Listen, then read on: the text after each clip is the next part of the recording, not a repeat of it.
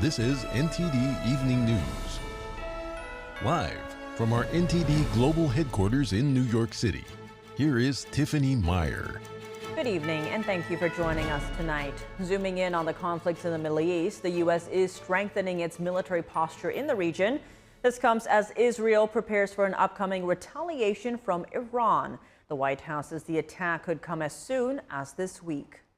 I would repeat what I said earlier, that we share the same concerns and expectations that our Israeli counterparts have with respect to potential timing here. Could be this week. We're continuing to watch it very, very closely.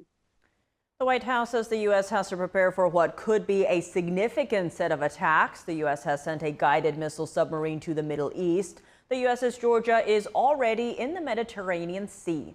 The movement of U.S. missile submarines is rarely revealed publicly, and nuclear-powered vessels like the USS Georgia operate in near complete secrecy.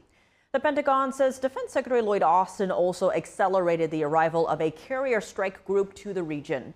This announcement is intended as a clear message of deterrence to Iran and its proxies. Earlier today, the UK, France, and Germany released a joint statement. They, too, called on Iran and its proxies to refrain from attacking Israel and escalating tensions in the region. That's as the White House is urging all sides to show up this week for high-stakes talks on a ceasefire in Gaza. This comes as Hamas has cast doubt on whether it will participate in the summit set for Thursday. On Sunday, Hamas issued a statement saying it wants to return to previous negotiating positions. NTD's Jeremy Sandberg has more on conflicts in the Middle East. A White House National Security Communications spokesman stated the U.S. is concerned about civilian casualties in Gaza and says the White House has consistently told Israel it must take measures to minimize civilian harm. He wrote the administration mourns every Palestinian civilian killed or wounded in the war and said it underscores the urgency of the need for a hostage and ceasefire deal. Vice President Kamala Harris told reporters President Biden has been working around the clock to get a deal and says it needs to happen now. We need to get the hostages out. We need a hostage deal and we need a ceasefire. Secretary of State Antony Blinken spoke with Israeli Defense Minister Yoav Gallant on Friday. State Department spokesman Matthew Miller says the two discussed efforts to de-escalate tensions in the Middle East. A readout of the call says Blinken reaffirmed U.S. commitment to Israel's security. He also talked about a diplomatic resolution that would let displaced Israeli and Lebanese families return home. Israel's military says the Iran-backed terrorist group Hezbollah launched about 30 rockets into Israel from Lebanon yesterday. The IDF says some fell into open areas. No injuries were reported. Israeli authorities say a Palestinian terrorist shot and killed one person and wounded another in the West Bank yesterday. The U.S. and Israel are on alert for a potential attack from Iran and its terror proxies after a top Hamas leader was killed in Tehran last month. The IDF has ordered tens of thousands of people in Gaza to evacuate Han Yunis. The army says Hamas terrorists have been using the area to fire rockets and stage attacks. Jeremy Sandberg, NTD News. The State Department says it's deeply concerned by reports that Iran is planning to deliver hundreds of ballistic missiles to Russia. A spokesperson added that such a move would represent a dramatic escalation. As we and our partners have made clear, both at the G7 and at the NATO summit this summer, together we are prepared to deliver a swift and severe response if Iran were to move forward with the transfer of ballistic missiles, which would... Russia already possesses an array of its own ballistic missiles, but the supply of FAT-360 missiles could allow Moscow to use more of its own arsenal for targets beyond the front line. Russian forces could use Iranian warheads for close-range targets.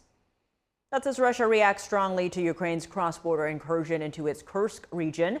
Ukraine says it already controls over 380 square miles of Russian territory. Russian President Vladimir Putin said today that the incursion is an attempt by Ukraine to stop Russia's offensive in eastern Ukraine's Donbas region. He argued that Ukraine may have hoped to cause public unrest in Russia. This was Putin's most detailed public remarks on the incursion to date. Russian forces are still scrambling to respond to the attack after almost a week of fierce fighting, but Putin promised to drive Ukrainian forces out. Putin also said Ukraine is trying to gain leverage in possible future peace talks, but he stressed that the Russian military will continue its eastern Ukraine offensive regardless. Russia's defense minister also said today that Russia was in a confrontation with what he called the collective West in Ukraine. Former President Trump is back on X, at least for today, as he's set to do a highly anticipated interview with Elon Musk. It comes after he told NTD that he respects Musk for his courage to endorse him. NTD's Iris Tao has more. Securing the border. For the first time in nearly a year, former President Trump on Monday posted on X a 2-minute video about the search of Mar-a-Lago and indictments against him. Monday's post comes as Trump is set to chat with Elon Musk at 8 p.m. Eastern Time for an interview that Musk says will be unscripted with no limits on subject matter. At a press conference last week, Trump told NTD that Musk called him for it and has earned his respect. Can you tell us a bit more about your upcoming interview with Elon Musk this Monday? As you know, he endorsed me full-throated. Great endorsement. I respect Elon a lot. He respects me. And not easy for him to endorse, to be honest with you. You know, it takes courage to endorse. The last time Trump was on X was when he posted his mugshot in the Georgia election case. Trump's Twitter account was suspended after January 6, but it was restored by Musk, who bought the platform and recently endorsed Trump after the assassination attempt. Meanwhile, after Trump's campaign said over the weekend that Iran had hacked its communications, the White House on Monday responded by saying while it couldn't confirm the reports. We know Iran is working to influence the presidential election here in the United States.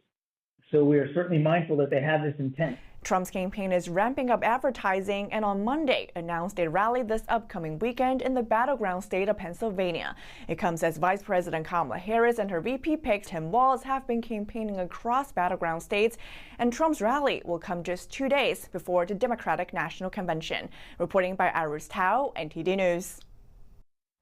At a rally in Las Vegas, Vice President Kamala Harris said she'll work to eliminate taxes on tips for hospitality workers, taking a stance similar to that of former President Trump.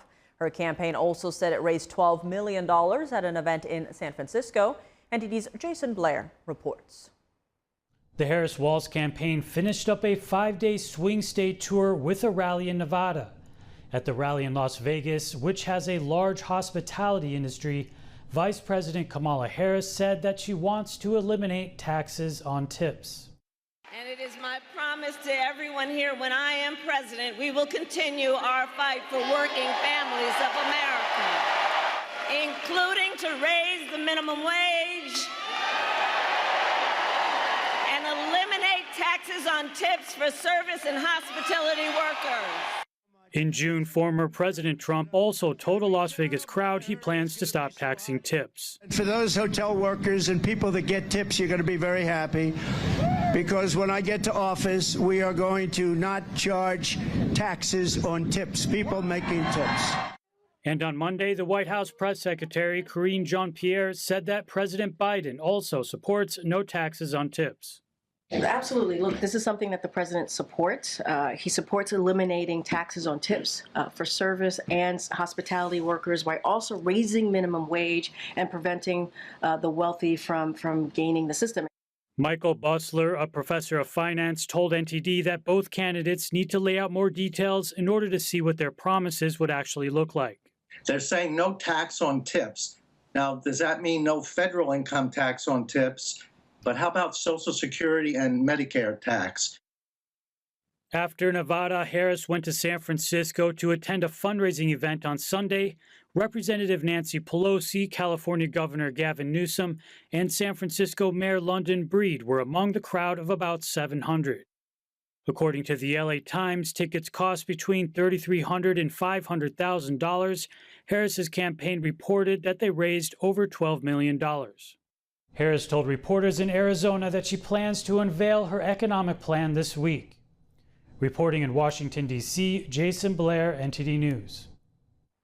A magnitude 4.4 earthquake struck the Los Angeles area today, rattling cities across the region. According to the U.S. Geological Survey, the quake was centered near the L.A. neighborhood of Highland Park, and it occurred at approximately 12:20 p.m. local time. Shock waves were reportedly felt from Greater Los Angeles south to San Diego and east to the Palm Springs desert region. The LA Fire Department says they found no significant damage across the city, and the National Weather Service says a tsunami is not expected. And we are following the formation of potential storms in the Caribbean. It's almost the peak of the 2024 Atlantic hurricane season. Forecasters say potential tropical cyclone 5 will likely develop into tropical storm Ernesto by tomorrow. The potential storm is traveling with winds of up to 30 miles per hour and is closing in on the eastern Caribbean islands. Forecasters issued tropical storm warnings for several Caribbean islands, from St. Kitts and Nevis to Guadalupe. Tropical storm watches are also in effect for several other islands, including Puerto Rico and the U.S. Virgin Islands. We'll continue to track the movement of potential tropical cyclone 5 and provide you with the latest updates. The investigation into a fatal plane crash in Brazil continues. Investigators say the data from the black boxes was fully extracted, which should give them clues about what caused the crash that killed 62 people. The plane plummeted to its demise near Sao Paulo in a matter of moments. 62 people died on Flight 2283, but only a handful of bodies have been identified. Brazilian authorities say they have recovered 2 black boxes that could clarify what really happened. We were informed we were 100% successful in obtaining the voice information and data information that correspond to the moments leading up to this tragic crash. This tragic event for society. All planes are installed with so-called black boxes that contain voice recordings of the crew, as well as flight data. Officials say they'll release a preliminary report within 30 days. The cause of the crash is still a mystery. According to the Air Force, pilots did not report an emergency or adverse weather conditions before the crash. The plane, a turboprop, was bound for Sao Paulo. It was flying normally until it abruptly stopped responding to calls. Air traffic control lost radar contact shortly after. The Air Force says the engines were removed from the crash site and will be examined. A fast-moving wildfire continues to rage near Athens. Greek authorities say it's burning trees, houses, and cars. The blaze forced evacuations of hospitals in at least 11 towns and villages. The wildfire broke out at 3 p.m. local time yesterday, 20 miles north of Athens. Hundreds of firefighters backed by water-dropping planes battled the flames through the night. By this morning, the fire spread southward and was burning on several fronts. Authorities said 15 people were injured due mostly to smoke inhalation. Parts of the Greek capital experienced power outages. The fire has reached 9 miles from the city center. Greece is now seeking help from its European allies and neighbors. Countries, including France, Italy, and Turkey, have all agreed to help. Hundreds of wildfires have broken out across Greece since May. Police in the United Kingdom were braced for more riots this weekend, but tensions appear to subside. With close to 1,000 arrests, the British government is now calling for respect for the police to be restored. NTD's international correspondent Malcolm Hudson has more from London. Britain's Interior Minister Yvette Cooper said respect for the police must be restored in the wake of rioting across the country. She said it was crucial to maintain a strong police response on the ground and keep up the pace of arrests and prosecutions. The National Police Chiefs Council said on Monday close to 1,000 people have been arrested and over 450 charged in relation to the recent disorder. Around 6,000 police officers have been mobilized to respond to incidents of violence and disorder around the country. British newspaper The Sunday Times reported that Britain's top prosecutor warned rioters they could face up to 10 years in prison. A 12-year-old boy is believed to be the youngest person convicted in connection with the riots. He admitted today to throwing a missile at a police van and taking part in 2 separate incidents of disorder. A Northern Irish judge on Friday warned people could be refused bail for watching riots from the sidelines. Judge Rafferty said that someone's presence at this type of disorder, including as a curious observer, involves them in such disorder. Police have also arrested several social media users who allegedly stirred up racial hatred. One man received a 38-month sentence for backing calls on social media to set fire to hotels housing asylum seekers. Justice Secretary Shabana Mahmood said on Saturday the impact of these days of disorder will be felt for months and years to come in the criminal justice system. Britain's prisons have been at risk of overcrowding. Soon after being elected in July, the government announced plans to release some inmates early to free up space. The riots broke out after 3 young girls were killed and several more injured at a Taylor Swift-themed dance club 2 weeks ago. The protests were in part fueled by fake claims the murder suspect was a radical Muslim asylum seeker, and in part by deep-rooted discontent over Britain's immigration policies.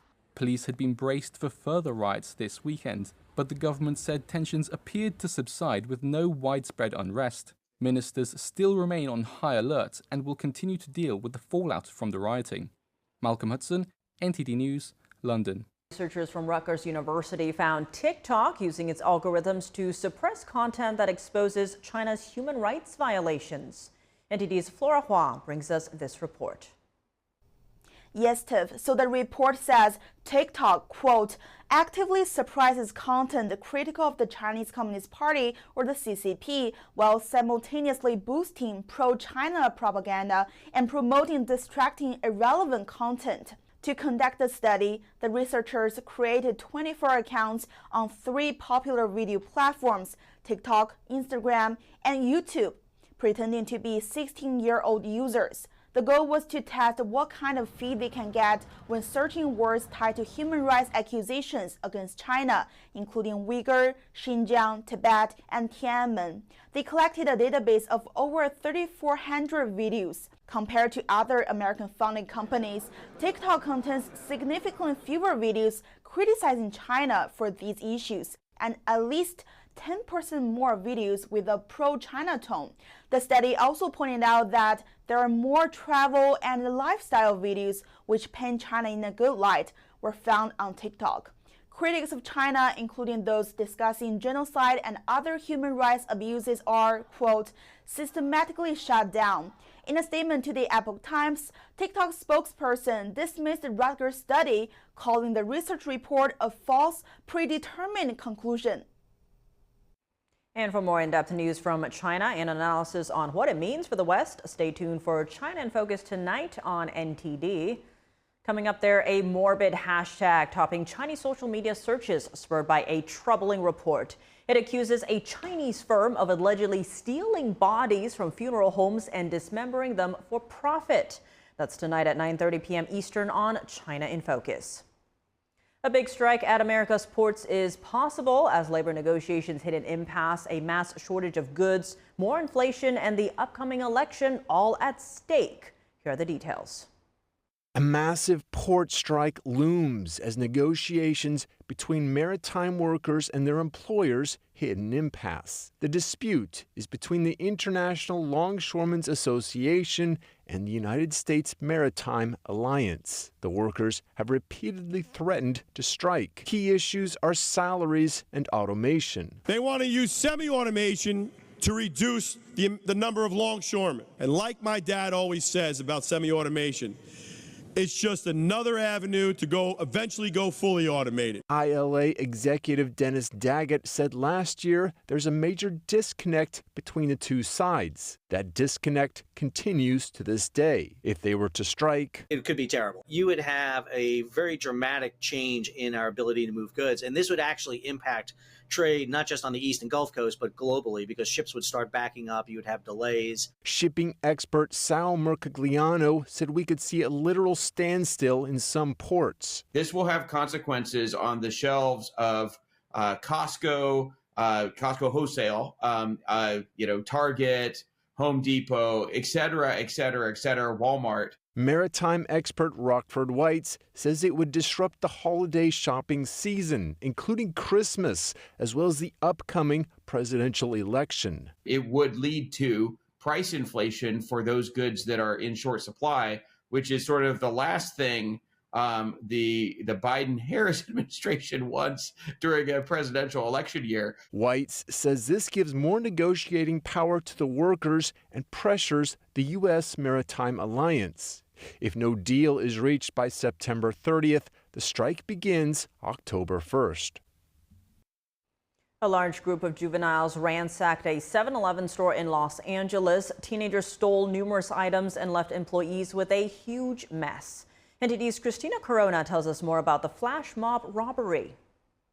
According to the Los Angeles Police Department, nearly 50 teens stormed the 7-Eleven located at the corner of Olympic and La Cienega Boulevards in Pico Robertson at 7:50 p.m. on Friday. The LAPD reported that many of the teens wore masks as they forcibly stole merchandise, including cigarettes, from the store. Video posted on the Citizens app shows police responding to the scene, where displays were knocked over and products, including hot food items, sunglasses, automotive products, and an open gallon of milk, were scattered across the floor. The mess extended outside, where boxes of candy, a case of water, styrofoam cups, and other items were left across the parking lot. No injuries were reported and no arrests had been made. The total value of stolen items is unknown. Christina Corona, NTD News. Officials in Northern California welcomed the first fully electric rail system of its kind on the West Coast over the weekend, a $2.7 billion project. The Caltrain system in San Francisco is replacing its diesel trains with electric ones. NTD's David Lamb has the story. This San Francisco rail station was packed Saturday as Governor Gavin Newsom and Nancy Pelosi got a first look at the new local Caltrain fleet. I know it's almost become norm, it's almost become fact, it's almost part of the expectation, the DNA in California, this shift towards electrification, low carbon, green growth. 3, 2, 1. The fully electric system would transport people throughout the San Francisco Bay Area in under 1 hour. Each one of our train sets will have 19 of them. They fit about 650 people sitting down, but certainly we could put about 1,000 people on this train. They're phasing in the electric trains until September 21, using trains similar to those in Europe. The whole car bodies are built out of aluminum extrusion profiles. It's a specialty from Stadler, and it's actually one of the first trains, or one of a very few trains which have these aluminum structures on the car bodies. According to Caltrain, the new trains would also increase service by 20% because they can accelerate and decelerate faster than diesel trains. Caltrain says the electric fleets are supposed to reduce carbon dioxide emissions by 250,000 metric tons, and that's the equivalent of removing 55,000 cars off the road each year. After nearly a decade of construction, these new trains signify a shift covering 51 miles. This really was a community effort, a team effort. Officials highlighted efforts to reduce traffic congestion and railroad noise to locals. Here on the first ride, what's your experience so far? It's nice and smooth and quiet and fast. It's everything that has been promised. It's really a big deal to see this transition occur and to actually have passengers now starting to board and use it in their everyday commute is a huge step forward until we get to a connected network with high-speed rail. The agency says Caltrain is the oldest continuously operated railroad in the West, starting steam train passenger service 160 years ago when Abraham Lincoln served as president. After 70 years of diesel trains, the electrification project, with federal and state investment, says it will introduce the new era of electrified service here.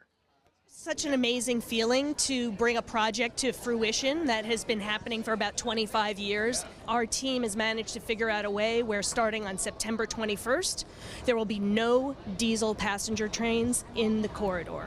The agency predicts this will triple the amount of riders by 2040. In San Francisco, California, David Lamb, NTD News. Earlier, we spoke with Andrew Galilee, senior policy analyst at National Union for Democracy in Iran, about the threat of the Iranian regime, both to the Middle East and to the U.S. home front. Andrew Galilee, thank you so much for joining us. Great to have you on the show. Thanks for having me. While Israel awaits the promised Iranian attack, it seems Iran has been busy in other areas. The Trump campaign saying that it got hacked, with some of its internal communications getting leaked to outlets like Politico. Now, to begin, while it hasn't been verified if it was Iran, why would they go after the Trump campaign? Well, Iran is very clearly trying to influence the upcoming U.S. election. They have long had threats out against President Donald Trump and former Trump administration officials. There was a recent regime plot to actually assassinate Donald Trump, which was announced by the U.S. around the same time as this assassination attempt against Trump at his speech in Pennsylvania. And now we find out, as you mentioned, that they hacked the Trump campaign's internal communications, I think sharing opposition research against Trump vice presidential pick, J.D. Vance. So two things are evident here. One, the Islamic Republic of Iran presents a threat to Americans on American soil. Not only have they targeted Trump administration officials, they've long targeted for both assassination and kidnapping Iranian dissidents inside of America, both in California and New York and elsewhere. So this is an ongoing threat that needs to be taken very seriously. It's expanded. It's been a cyber threat for a long time. Organizations I've been a part of have been hacked by the regime and regime affiliates. So this is an ongoing threat that needs to be taken seriously. Number two, it appears that the regime in Iran has a preferred candidate in the upcoming election. They seem to prefer a President Harris, a Harris administration, as opposed to another edition of a Trump administration. It's reasonable to conclude that they would prefer this because they are afraid of a return to the maximum pressure campaign that went on under the Trump administration. You might say, well, both administrations have said they would want a nuclear deal with Iran. What's the big difference there from the regime standpoint? Well, the Biden-Harris administration has attempted to get a deal with Iran through appeasement of the regime, whereas a Trump administration at least tried to do it through pressuring the regime economically and hurting them in their pockets, which they care about very much. So I think they would prefer to be further enriched on the way to a potential deal if there is a possibility for that. When it comes to this promised Iranian attack on Israel, when and what can we expect from that? Well, it does finally seem clear now, after about 2 weeks of threats amounting to basically psychological warfare from the regime in Iran against Israel, that Iran is determined to imminently attack. The U.S. appears to have made that assessment that an attack is not only imminent, but will be large in scale and potentially include Hezbollah attacking northern Israel from Lebanon. In response to that, we've seen the U.S. bring far more capabilities over towards Israel, towards the CENTCOM area of responsibility. They bring much more defensive capabilities, but also offensive capabilities.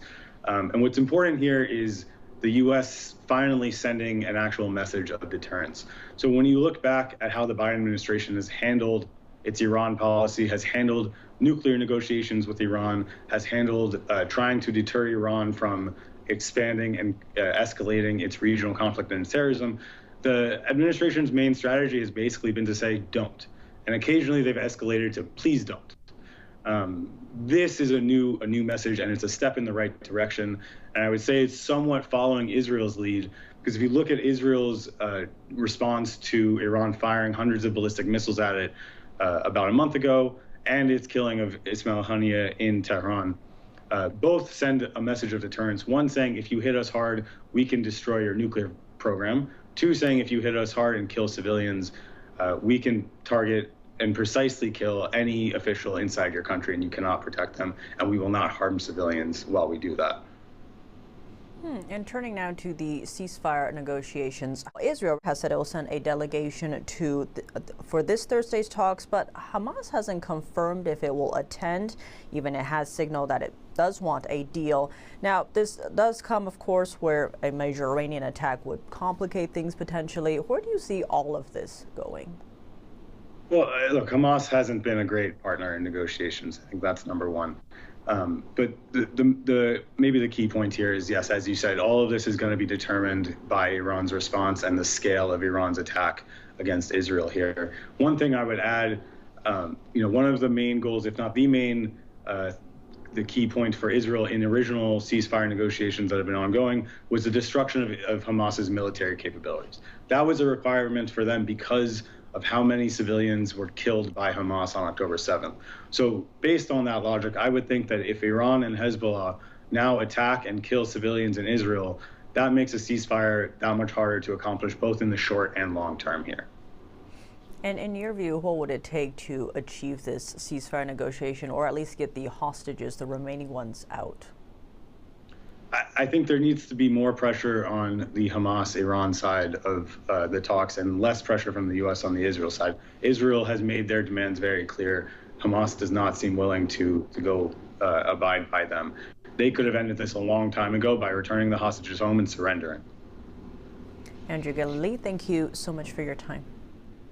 Thank you. Vice President Kamala Harris and former President Trump have both touted their past records on crime. Will they maintain their past policies or do they have different plans? NTD's Arlene Richards reviews their records and their campaign policies. Crime. It's a growing concern among Americans. Many Americans want crime reduction to be a top priority for the president. According to a Pew Research Center survey conducted in January, crime reduction ranked as the 7th highest item on Pew's list, with 58% of Americans saying that it should be a top priority. Republicans and some Democrats have a rising concern about crime, particularly terrorism, with 11% more Republicans this year expressing concern than in 2023, and 4% more Democrats since last year. Overall, 68% of Republicans see crime reduction as a top priority, with 47% of Democrats sharing the same view. Vice President Kamala Harris, during her 2024 presidential campaign, has touted her record as a tough prosecutor, contrasting herself with former President Trump, whom she calls a civil and criminal defendant. I took on perpetrators of all kinds. Predators who abused women, fraudsters who ripped off consumers, scammers who broke the rules for personal gain. So Nevada, hear me when I say, I know Donald Trump's type. Harris hasn't said much about how she will handle crime if elected president, and her position on the issue has varied throughout her career, balancing between toughness and reform. In 2003, when Harris ran for district attorney of San Francisco, she pitched herself as a get-it-done progressive prosecutor. As a district attorney, Harris implemented a program that gave first-time offenders an opportunity to avoid jail time in exchange for a commitment to get employment or go to school. Those who didn't complete the program would be sentenced for their crimes. She continued a form of the program as Attorney General. At that time, it focused on nonviolent felons with an average of 20 arrests. During the 2020 presidential campaign, Harris again called herself a progressive prosecutor. Among her goals, she wanted to end mass incarceration and invest resources to reduce crime in communities. Former President Trump also does not clearly state his policies on crime in campaign rallies, but he does attribute recent crime waves to open borders. They're overrunning our country. They're destroying our country. They're ruining our country, and they're making our country very unsafe. These are very tough people. These are criminals coming out of jails. These are people that are tough. He vows to enforce a massive deportation if elected, starting with the most serious criminals. Trump's platform has vowed to restore law and order. Since campaigning in the 2016 presidential race, Trump has taken a tough stance on crime. In terms of the violent offenses, we have to get a lot tougher. During his presidency, Trump pulled back on suing police departments for allegations that they violated the civil rights of minorities. At the time, then Attorney General Jeff Sessions said they wanted to help police departments get better. After riots broke out in response to the death of George Floyd, Trump signed an executive order that offered federal grants to help police departments improve their practices, including creating a database to trace abuses by officers. But we have to find common ground. But I strongly oppose the radical and dangerous efforts to defend, dismantle, and dissolve our police departments. Trump signed the criminal justice reform bill called the First Step Act in 2018. The law aimed to reduce the size of the federal prison population while also creating mechanisms to maintain public safety. As vice president, Harris has supported President Biden's policies. Under the Biden-Harris Safer America plan, the administration has similarly funded accountable policing. They've also urged state and local leaders to use funding from the $1.9 trillion American Rescue Plan to fight crime waves that coincided with the pandemic. That's why we designed the American Rescue Plan, not only to beat the pandemic, but to rebuild our economy, but to restore public safety. And to fund police departments. So this group of leaders, Democrats and Republicans representing big cities and rural counties, we actually know it works. We all agreed, as I've said from the outset, that the answer is not to defund the police. The answer is to fund the police. Harris has faced criticism for her support of defunding the police in 2020. In June 2020, The View asked Harris about the issue. We have confused the idea that to achieve safety, you put more cops on the street, instead of understanding to achieve safe and healthy communities, you put more resources into the public education system of those communities, into affordable housing. Last month, her campaign co-chair said what she meant was that she supports being tough and smart on crime. In recent weeks, Harris has been vocal about police reform after the tragic death of Sonia Massey, a woman who was killed in her home at the hands of a responding officer. Harris urged Congress to sign a bill she co-authored in the Senate after the death of George Floyd. Among other things, the bill increases accountability for law enforcement misconduct. Arlene Richards, NTD News. In a week, the Democratic National Convention is set to kick off in the city of Chicago. As security preparation remains underway, NTD's Sam Wong takes a look at what's expected at the event next week. Fencing, construction, and street closure. Just 1 week prior to the Democratic National Convention, the build-out of a security perimeter is already underway around the United Center and McCormick Place in Chicago. With the event set to take place from August 19th to August 22nd, officials are expecting tens of thousands of people to pack the arenas. Vice President Kamala Harris and her running mate Tim Walz are slated to headline the convention. So far, an official list of speakers has not yet been released. The DNC may also feature several prominent Democrats, including perhaps President Biden, former Secretary of State Hillary Clinton, and former Presidents Barack Obama and Bill Clinton. Harris entered the 2024 presidential race unopposed after Biden announced his decision to drop out several weeks ago. The Democratic National Committee soon confirmed Harris's nomination through a virtual roll call vote on August 5th. Officials said the timing of the move was to avoid lawsuits over ballot deadlines in Ohio. Harris hasn't formally accepted her nomination, but she will do so at the event next week. In a busy election year, some lawmakers have decided to stay in their district. Ohio Senator Sherrod Brown and Alaska Representative Mary Peltola confirmed they will not attend the DNC as they each battle a tough re-election race in their home states. Meanwhile, pro-Palestine groups are planning a large demonstration outside the convention. It's expected to draw tens of thousands of protesters to the city of Chicago, which is home to the largest Palestinian population in the U.S. Law enforcement agencies said they won't tolerate any violence or vandalism at the DNC. 500 additional officers will be deployed from other cities to help securing the event. Sam Wong, NTD News. Welcome back. I'm Tiffany Meyer. Now for your sports news, we're joined by NTD's Dave Martin. Dave, the Olympics ended yesterday with plenty of highlight performances and records broken. What were some of your takeaways from the games? Well, you know, for one thing, there's got to be a resolution to what global organization is going to oversee boxing, especially women's boxing. Now, the IOC was in charge this time because they stripped the IBA from those powers. But of course, there was plenty of disagreement over what, if any, gender testing should take place at these games. Now, as far as highlights, you know, the women's gymnastics USA team was incredible, winning gold. And I think we're all wondering, is Simone Biles going to compete again in 4 years at the 2028 games? Now, she'll be 31 then, but of course, she looked tremendous this time around. So we'll have to see in 4 years. Speaking of old, I thought a very underrated story is how Team USA's basketball team was led by two of the oldest players. That's LeBron James at 39, Steph Curry at 36. LeBron continues to defy age, is just an all-around great player.